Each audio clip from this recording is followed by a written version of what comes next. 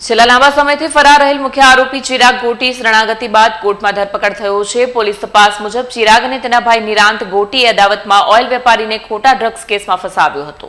છેલ્લા લાંબા સમયથી ફરાર રહેલો મુખ્ય આરોપી ચિરાગ ગોટીને કોર્ટમાં શરણાગતિ બાદ પોલીસે ધરપકડ કરી છે। પોલીસ તપાસમાં ખુલ્યું છે કે ચિરાગ ગોટી અને તેના ભાઈ નિરાંત ગોટીએ ધંધાકીય અદાવતમાં ઓઇલ વેપારી અલ્પેશ મિયાણીને ખોટા ડ્રગ્સ કેસમાં ફસાવ્યો હતો। સિંગણપુર પોલીસે વરિયાવ બ્રિજ પરથી બીવાયડી કારમાંથી એમડી ડ્રગ્સ ઝડપી પાડ્યા હતા, પરંતુ બાદની તપાસમાં અલ્પેશ મિયાણી નિર્દોષ હોવાનું સામે આવ્યું છે। ચિરાગ ગોટી પર અનેક લોકોને ધમકી આપવાનો અને રૂપિયા દબાવી રાખવાનો આરોપ છે। જિગ્નેશ વ્યાસ પાસેથી 23 કરોડ રૂપિયા દબાવી રાખી રિવોલ્વર બતાવી જાનથી મારી નાખવાની ધમકી આપતો હોવાનો પણ આરોપ છે। પોલીસ સમગ્ર મામલાની વધુ તપાસ કરી રહી છે। મારું નામ કિશોર ઘનશ્યામભાઈ મિયાણી અને મારા ભાઈને ચિરાગ ગોટીએ એનડીપીએસ કેસમાં ખોટી રીતે ફસાયો અને પછી જેલમાં હતો। પછી પોલીસ તપાસ કરતાં તપાસમાં એવું આવ્યું કે ચિરાગ ગોટીને પ્લાન કર્યું હતું। પછી એના ભાઈને જ્યારે એરેસ્ટ કર્યો 7 તારીખે, એટલે પ્રેસ નોટ આવી હતી પોલીસની। એટલે પ્રેસ નોટ મેં સોશિયલ મીડિયામાં મૂકી અને પ્રેસ નોટ જેવી સોશિયલ મીડિયામાં મૂકી તો ચિરાગ ગોટીએ ગાળું અનાપ શનાપ ગાળું દીધી અને જાનથી મારી નાખવાની ધમકી આપી। તારા પપ્પા બૈરા છોકરાને મમ્મીને બધાને કહી દેજો, રોવા માટે તૈયાર રહે, આખી જિંદગી હું જેલ કરીશ પણ તને મૂકીશ નહીં ને એવી રીતની બધી ધમકી આપી। અને પછી હું જેવી ધમકી આપી સ્ક્રીનશોટ ને બધા ફોટા લઈ હું સિંગણપુર પોલીસ સ્ટેશને ગયો અને કીધું આવી રીતે મને આવી રીતે મારી છે। એટલે એને એફઆઈઆર દાખલ કરી અને ભાઈ હાજર છો ને એટલે કંઈક 70 વોરંટ અત્યારે નીકળ્યું છે। હું જિગ્નેશ વ્યાસ, હું ડાયમંડના ધંધા સાથે થોડા સમય પહેલાં સંકળાયેલો હતો। એ સમય દરમિયાન મારે ઘનશ્યામ મકવાણા, હિતેશ મકવાણા સાથે મિત્રતા હોવાથી એની પાસેથી 2 કરોડનો ડાયમંડનો માલ લીધેલો હતો। એમાં કંઈક 70 લાખ રૂપિયા ચૂકવીને 1 કરોડ 14 લાખ ચૂકવવાના હતા। એ સમય દરમિયાન મેં એમને સિક્યુરિટી પેટે પ્લોટ આપેલા હતા।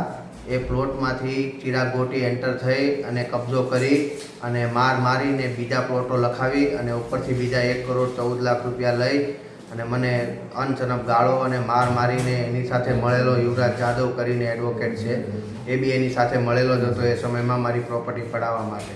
ટોટલ મારી સાથે 23 કરોડનું ફ્રોડ કરેલું છે આ લોકોએ ભેગા મળીને।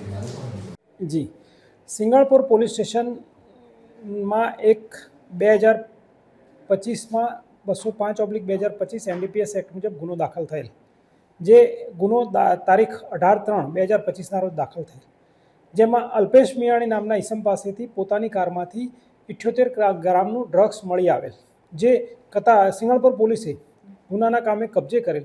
ત્યારબાદ તેની વધુ તપાસ કરતાં આ ક્વોન્ટિટી ક્યાંથી આવી અને કેવી રીતે આવી, તે અલ્પેશ ક્યાંથી લાવ્યો તે બાબતે તપાસ ચોક બજાર પીઆઈને સોંપાયેલી। ચોક બજાર પીઆઈ 1 મહિનો તપાસ કર્યા બાદ અરજદાર સામેવાળા તરફથી રજૂઆત થતાં સદર તપાસ એસઓજી શાખામાં સોંપાયેલી, જે તપાસ ટીબી પંડ્યાનાઓએ કરેલી। અને આ ડ્રગ્સ ક્યાંથી આવેલું તે એસઓજીના પીઆઈ શ્રી ટીબી પંડ્યા સાહેબે ડ્રગ્સ આપનાર વ્યક્તિઓ સમીર બલ્લર અને બીજો સફી નામનો માણસ હતો, જેમણે ડ્રગ્સ સપ્લાય કરેલો, જેમના નિવેદન લીધેલા અને એ નિવેદન જૂની કલમ 164 મુજબ મેજિસ્ટ્રેટ રૂબરૂ પણ લેવડાવેલા, જેમાં હકીકત બહાર આવેલ કે આ ડ્રગ્સ ખુદ ચિરાગ ગોટીએ મગાવેલ હતું, જે સમીરે આપેલું હતું।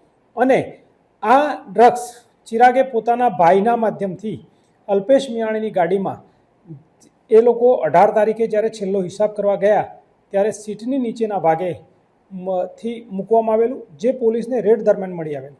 અને આ બાતમી હકીકત આજ મુખ્ય આરોપી ચિરાગ ગોટીએ સિંગણપુર પીઆઈ શ્રી વાયપી ગોહિલ સાહેબને આપેલી હતી અને વાયપી ગોહિલ સાહેબની બાતમી આધારે વાહન ચેકિંગમાં રેડ થયેલ અને રેડ દરમિયાન તેણે બતાવેલ જગ્યાએથી એનડીપીએસ મળી આવેલ, જેના ભાગરૂપે તેના નાના ભાઈની અગાઉ ધરપકડ કરવામાં આવી હતી અને તેના નાના ભાઈની જામીન અરજીની નીચલી કોર્ટમાં તેમજ હાઈકોર્ટમાં રિજેક્ટ થયેલી, જેથી તેઓ સુપ્રીમમાં ગયેલા અને સુપ્રીમમાં પણ તેની જામીન અરજી પર નામદાર સુપ્રીમ કોર્ટે હુકમ કરેલ કે ચિરાગને 15 દિવસમાં સરેન્ડર કરવું, જેના આધારે સદર આરોપી ગઈકાલે નામદાર કોર્ટમાં સરેન્ડર થયેલ છે અને અમે તેની માગણી કરી વિધિસરની ધરપકડ કરી અને આગળની કાયદેસરની કાર્યવાહી કરવા જઈ રહ્યા છીએ।